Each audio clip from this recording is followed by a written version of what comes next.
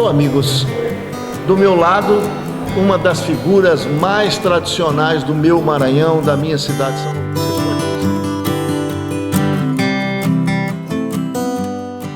Cordeiro Filho, ex-vereador, um artista excepcional que consegue gravar São Luís em suas caricaturas, em suas figuras esplendorosas, né?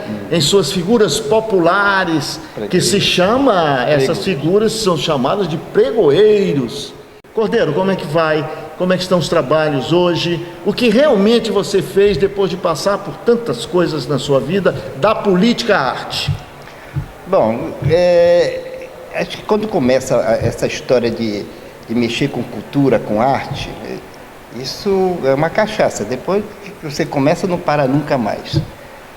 Eu experimentei muito isso no começo jovem, ainda fazendo trabalhos manuais de escola, do ginásio, e cheguei ao ponto de considerar isso como, não digo uma profissão, mas como uma tendência de profissão já na faculdade, até porque fui fazer um curso da faculdade de desenho e plástico. Eu digo, vamos ver, conhecer mais, né? Porque a gente sempre acha que conhece tudo, mas não tem esse conhecimento. A gente precisa estudar, sempre precisa estudar.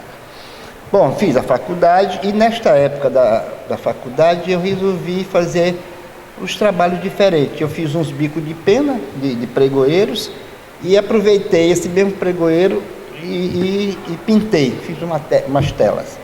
Bom, tinha uma feira do ILA, que funcionava ali na Gonçalves Dias, e aí lá eu fiz esses desenhos e fiz numa exposição que tinha todos os anos lá na frente da Praça Gonçalves Dias, na Praça Gonçalves Dias. E lá eu vendi tudo. Pronto, aí o entusiasmo foi geral. E apoio dos amigos, também da imprensa que relatou. Outro dia encontrei com o nosso querido Baldo, que é um grande cineasta dessa cidade, e ele me fez quase que chorar, porque ele fez um filmete em Super 8 na época deste evento. E ele me ligou para dizer, Cordeiro, tem um filme que aparece o seu trabalho. Olha aí, que coisa bonita. E eu não tinha nada registrado, porque na época a gente não dava muita bola para isso. Sim. Bom, de lá para cá, Mário, a gente não parou mais. E fiquei fazendo meus trabalhos de encomenda, um ou outro, e de repente eu tive uma enfermidade em 1998, e descobri um defeito no meu fígado, né?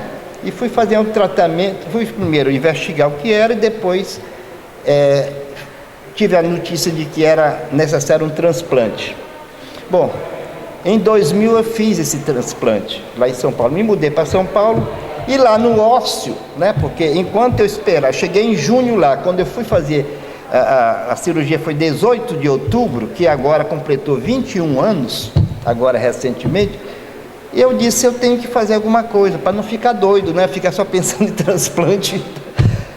Mas já estava consciente que eu tinha necessidade de fazer, não me preocupei tanto. Aí eu comecei a desenhar, comprei material por lá e fiz toda uma coleção de pregoeiros lá. Risquei e fui me lembrando, foi tudo assim de memória. Quando eu voltei, já depois da cirurgia, em maio, mais ou menos, eu já estava bem melhor, eu estava me sentindo bem, já estava vindo para São Luís, eu vinha um mês, passava uns dias lá, eu voltava novamente, e aí eu finalizei os trabalhos. E então, vindo de lá, já operado, aí eu fui fazer primeira coleção, né, e comecei a divulgar. E, na verdade, me deu uma certa notoriedade, as pessoas começaram a me identificar realmente como um resgatador dessas coisas, que estavam esquecidas. Porque os nossos pregoeiros, que nós temos ainda os pregoeiros modernos, eu digo assim, o bike lanche é um pregoeiro dos tempos de hoje, né? Na bicicleta, antigamente tudo era na cabeça, né? Era o tabuleiro na cabeça. Então, eu comecei a visitar esse ambiente que estava muito, digamos assim, muito esquecido.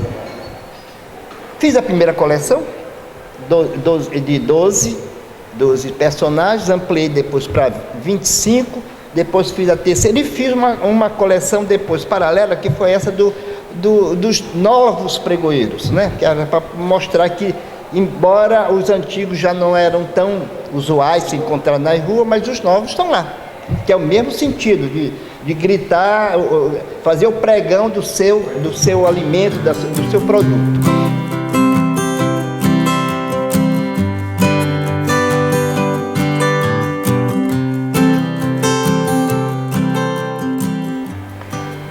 Neste intervalo, eu estive na faculdade, aí você fez uma citação do mandato político. Me chamaram num momento que era para mim participar da vida, digamos, partidária, e aí terminei me elegendo vereador. Isso foi um pouco antes. Então, eu parei, em uma certa época, a minha parte, digamos, da parte cultural, do trabalho, dos desenhos, e fiquei dedicado por 10 anos, praticamente, com o mandato de vereador, porque se me deram um mandato de vereador, eu tinha que executar aquilo, né? E fiz dentro do mandato de vereador algumas coisas que muito me orgulham. Quais, por exemplo? Eu acho que o maior trabalho que eu fiz foi quando, no governo Cafeteira, eu soube que o prédio da fábrica Rio Anil, lá do Anil, a CEMAR estava usando como depósito, e havia uma ideia de transformar aquilo ali num depósito da CEMAR, não sei de quê, derrubar prédio. E aí eu corri onde o governador disse: olha, nós não vamos fazer isso não. Ele já tinha me convidado para trabalhar no projeto Reviver, que eu com muito orgulho, eu passei um ano. E o nosso querido falecido recentemente, o coordenador Luiz Felipe Andrés, era eu, Luiz Felipe, era Ronald Almeida, era Dr. Érico Junqueira e Laís, que era arquiteto, vários técnicos, né? Foi que nós juntamos tudo, que era o antigo projeto Praia Grande, que é da época de Castelo. E nós juntamos tudo e fizemos um projeto de Reviver. Então, aí eu disse: governador, vamos fazer isso. E o que é que tu quer que eu faça? Eu digo: primeiro comprar o prédio, que era de William Minaj. E aí ele foi onde o William Minaj e ele comprou, o Estado comprou. E nós protegemos o prédio. Quer dizer, não vai derrubar e não vai ter outra finalidade. Qual é a finalidade? Cultural, educacional, cultural.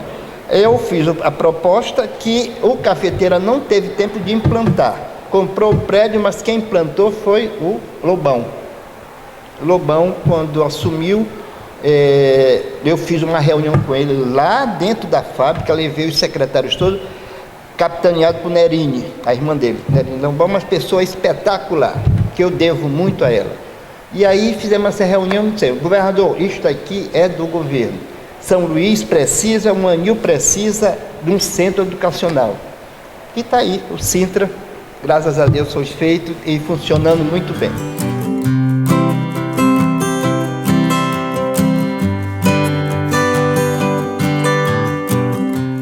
Você é um transplantado, não é? Recebeu um fígado novo. Como é que você vê a vida hoje, nesse renascimento que você falou tanto em renascer? Como foi o seu renascimento? Rapaz, 21 anos depois, eu acho que eu repeti isso várias vezes. Realmente foi uma nova chance, né?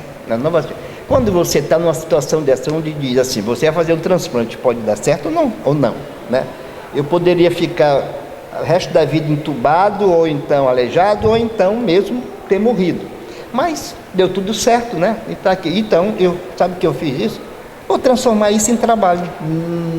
Se me der essa chance, se o senhor maior me der essa chance, vou trabalhar. Tanto que eu disse que lá mesmo em São Paulo eu retomei coisa que eu fazia já antes, que era trabalhar com desenho, né? Então, de repente, isso aí me empurrou. São Luís cresceu, diminuiu ou simplesmente foi esquecido? Não, na parte cultural. Sim, não. São Luís é um laboratório. Eu acho que nos deixaram esse legado. Gonçalves Dias, Ferreira Goulart. A gente vai atrás de grandes, de Josué Montello, de grandes escritores e grandes poetas, além dos artistas, né, dos escultores, pintores famosos, que nós tivemos bastante. Então, São Luís está predestinado a continuar fazendo esse trabalho, a ser a Atenas brasileira ainda, apesar de tudo. Nós temos a todo momento descoberto tanta gente boa, importante na música, na pintura, na literatura, e isso acho que é uma fonte inesgotável. São Luís, acho que foi predestinada a continuar esse destino dela de manter entre aspas, essa ideia de Atenas brasileira, de ser uma cidade cultural. Você acha que a interferência política tem atrapalhado a cultura? Não vai atrapalhar nunca, porque isso aí são portões que são derrubados.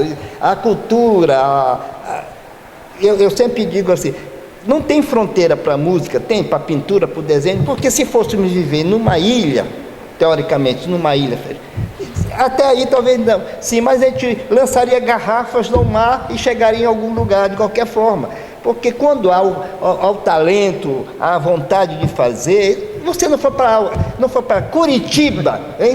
O que é que você for fazer em Curitiba? Está entendendo? Se ficasse aqui, talvez tivesse continuado essa obra, mas achou que lá poderia fazer mais e repercutir. Ampliar. Então não há fronteira.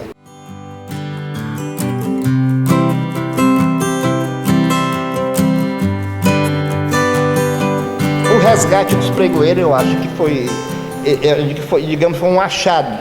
Eu encontrei, primeiro que eu tenho que fazer referências do pregoeiro. Sim. O Lopes Bogé, por exemplo, não foi Lopes Bogé e Antônio Vieira. Fizeram um livro e fizeram um disco sobre isso. Um LP. O LP. LP. E um disco. Eu tenho LP. E um livro. E Antônio Vieira e Lopes Bogé era os moleques, né? Acho que é os moleques. Tem são várias músicas. Quando eu conversei com o Vieira a respeito, ele disse: meu filho, Lopes Bogé desenhou muito disso aqui, mas o teu desenho é melhor. Aí foi me dando umas dicas. Eu tenho vários desenhos que foi Antônio Vieira que me disse: faz isso, por exemplo, tem o vassoureiro. Eu não me lembrava do vassoureiro. Faz o vassoureiro, que é importante o vassoureiro. O vendedor de derressol. Eu ainda não fiz o derressol porque a minha imagem, a imagem que ele passou para mim, eu não captei. Eu quero ser mais real possível, né? Então, o que é o derressol? Para as pessoas que não conhecem. É um tunelzinho assim de metal, como se fossem uns cartuchinhos, aqueles fritos, assim, assado, e aquilo ali, parecido com cartucho de sorvete de água de e crianças corriam atrás daquilo para comer. Aquilo é como fosse um biscoitinho, né? O derressol é um biscoitinho, desmancha na boca, como aquele polvilhozinho.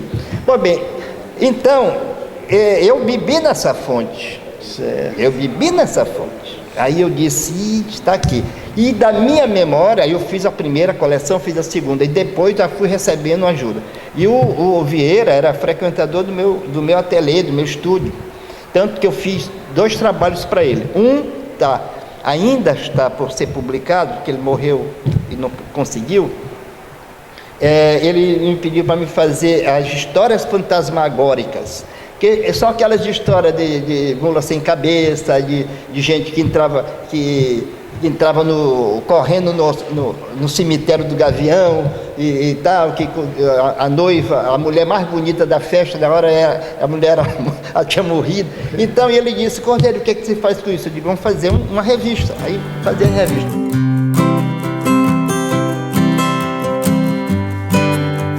Pois é, Portinari para mim foi uma grande... por exemplo, aquelas figuras dele que ele fazia, e que ele retratou, brinquedos de roda, da vida cotidiana das cidades, dos escravos, das senhoras, etc. Tudo ele retratou. Ele tem muita obra conhecida, como obras grandiosas, o painel lá na ONU, tem não sei o quê, mas eu acho que aquela obra, aquela do retrato do cotidiano das pessoas, das crianças, da brincadeira, para mim, que foi exatamente nessa fonte também, né? Depois eu conheci outros grandes artistas, né, nacional e internacional. O Ziraldo, para mim, é uma grande referência, até porque meu traço reto, tem muito do Ziraldo que é reto, né? Muito reto. Então, você não tem como não sofrer influências.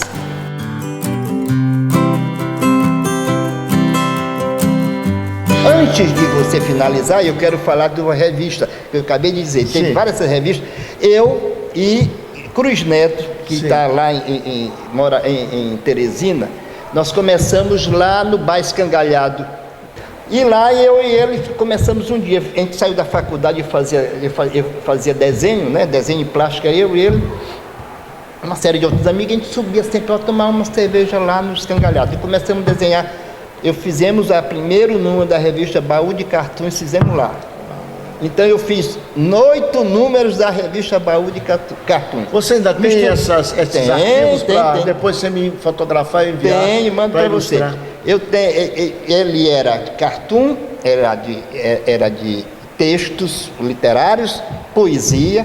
César Teixeira, Alex Brasil, essa turma toda era da nossa época, e estão tudo ali dentro, estão todos lá. Muitos começaram ali. Entende? Uma revista que me orgulha também, porque Érico Junqueira depois entrou, né? Depois tinham 2 caras aqui do Rio Grande do Sul, Caco Bisol e o outro amigo dele até morreu. Caco mora hoje em São Paulo.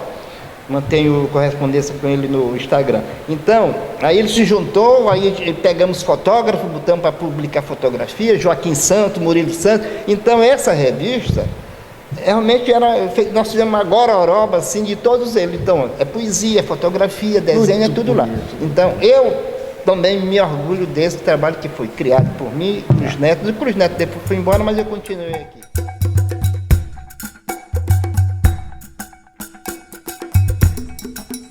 Olha a raspadinha, olha a raspadinha.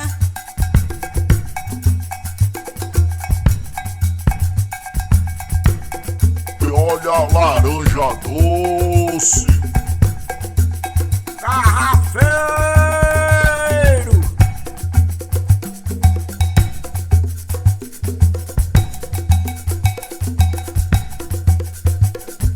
Vassoura, olha a vassoura.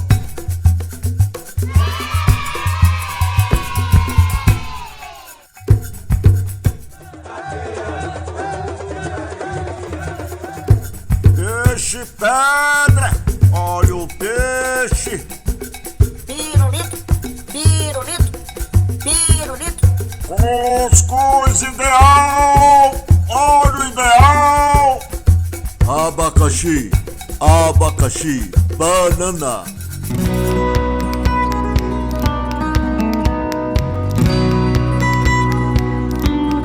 É fundamental lembrar 2 aspectos desse trabalho, desse livro. O primeiro é o resgate dessas brincadeiras, a intenção de se resgatar essas brincadeiras que ao longo do tempo foram se perdendo. E a segunda parte deste trabalho, que eu acho interessante, é a reciclagem de materiais, ou seja, os brinquedos eram feitos todos com materiais, digamos, inservíveis.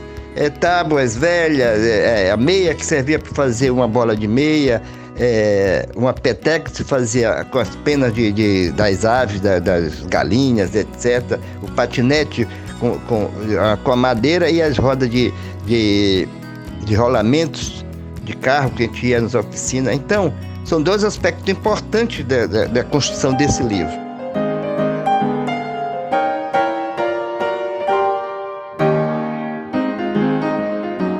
Bem, Mário, sobre as aquarelas, eu tenho a te falar a seguinte coisa. Considerando que eu tenho vários álbuns de fotografia de São Luís, desde 1989, 1908, 1923, 1950, e fiz uma seleção de algumas fotos em preto e branco, que esses álbuns estão todos em preto e branco, de praças, igrejas, logradouros famosos, conhecidos da cidade, e apliquei a cor. Aí eu fiz uma aquarela em cima dessas fotos.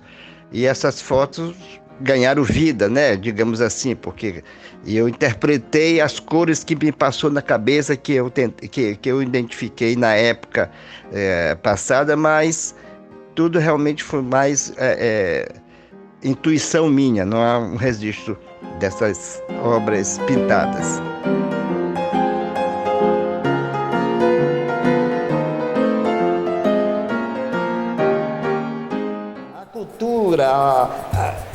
eu sempre digo assim, não tem fronteira para a música, tem para a pintura, para o desenho, porque se fôssemos viver numa ilha, teoricamente, numa ilha, até aí talvez não, sim, mas a gente lançaria garrafas no mar e chegaria em algum lugar de qualquer forma.